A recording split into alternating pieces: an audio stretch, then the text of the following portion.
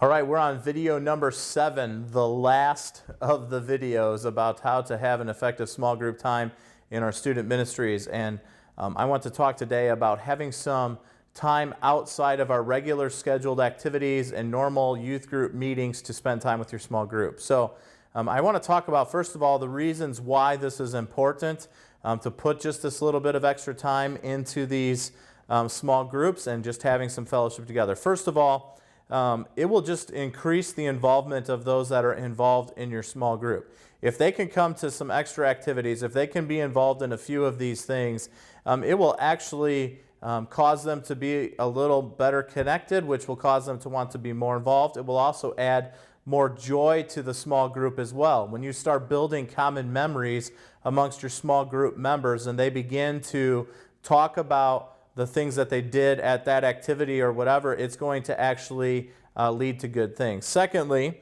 it can attract some of those fringe kids who come every once in a while to your small group but aren't on a regular basis. If you can get them to come to one of these activities, it may actually help them connect better with the group and as a result help them to not be a fringe person anymore. Thirdly, it's an opportunity to just practice real fellowship. It's a great opportunity to be able to just put into practice some of the lessons we've been talking about this summer about how to be a good friend. It gives them an opportunity to get used to talking to people they maybe don't know quite as well, and it really allows them to practice real fellowship. And then lastly, the fourth point is that by giving this opportunity to them, it gives you one more discipleship opportunity. I firmly believe this. The loudest lesson you will ever teach your kids will not happen in a normal Sunday school or Wednesday meeting. It will happen somewhere outside of that where you're able to have an impact in their life. And so if you're looking for those discipleship opportunities by having an activity or doing something together, you'll be surprised at the benefit that can come from that. Let me just give you some tips on these type of activities. First of all, always use food to attract teens to come to activities. One of the things that the pastors joke about with me is the fact that our youth group serves food to our kids a lot. We'll have Bible study and occasionally we'll have food. We'll have different things, and food is an element that gets brought into it. And so we've actually kind of adopted church-wide more of a use of food to invite people to stuff. And believe it or not, it works, all right? Food attracts people. I don't know why that is. Probably because everybody likes a free meal. Probably because everybody feels like they're getting something out of the thing by getting free food. But food attracts people. And also, with teenagers, while the joke is that you can throw pizza at them all the time, I have learned that you can overuse pizza as well. So make sure you mix it up a little bit. But throw food at them. It doesn't have to be a meal. It could just be, hey, we're going to have epic brownie sundaes, and just throw that out there. Make food be a part of this activity. Secondly, give each member in your group a task in the preparation process.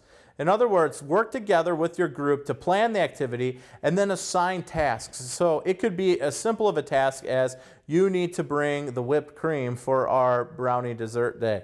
Or it could be something as complex as, I would like for you to come up with a game for us to play.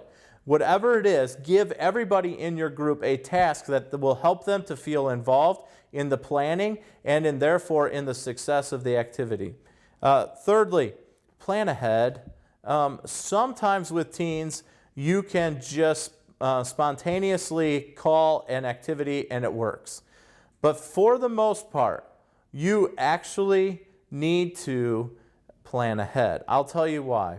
Have you noticed how busy families and teens are nowadays? It's ridiculous how busy they are. Besides homework, which is good and they should do homework, besides homework, they have so many different activities that are going on. Whether they're involved in sports, whether they're involved in music, whatever it is that they're involved in, it seems like every single thing that they're involved in their life has other activities. So if you plan ahead, it allows you to get on the calendar. It allows you to be something that their parents can get in their schedule and they can appreciate more. So plan ahead. Fourthly, combine your activities with other meeting times where the teens are already going to be there. I'll share a couple of examples with you of how this can work effectively. We had some small group leaders that helped at the 11 o'clock service for a while. And one of the things that they would do is they would announce ahead of time that this coming Sunday, after the 11 o'clock, they were going to take the entire group and they were all going to go out to lunch. And all the kids brought money and they would pack into cars and they would go to lunch. What happened in that year of that time, and I contribute a lot of that success to the fact that they did this, is they saw our group go from about 6 kids on a regular attending and the impact 11 o'clock hour, and it actually grew to, by the time that year was done, it was about 15 to 16. It wasn't because all those kids were brand new and were bringing new people. It's because the ones that were coming here and there started to get excited about the fact that there was stuff to do with their group. So never be afraid to have something right after a normal meeting. In the summer, man, that would have been a great time to say to a small group, hey, come to the Wednesday night thing, and then afterwards we're going to do something. Or on Sunday, we're going to do this after things are done. So always try to take advantage of that. And then lastly, my wife and I have offered this, and we are throwing this out there for you. We are willing to put on a free cookout and hang out and have fun day at our house for your small group.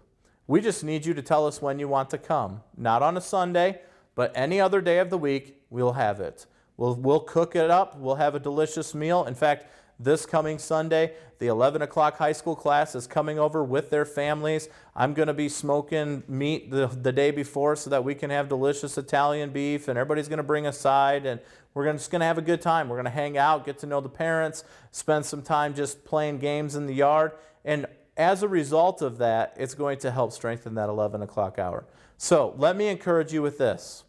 Have fellowship times, have activities that are outside of our normal meeting times with your small group for a specific purpose of building relationships, strengthening the ability to fellowship well, and discipling them. And you will be surprised at how much more successful your small group can be this year.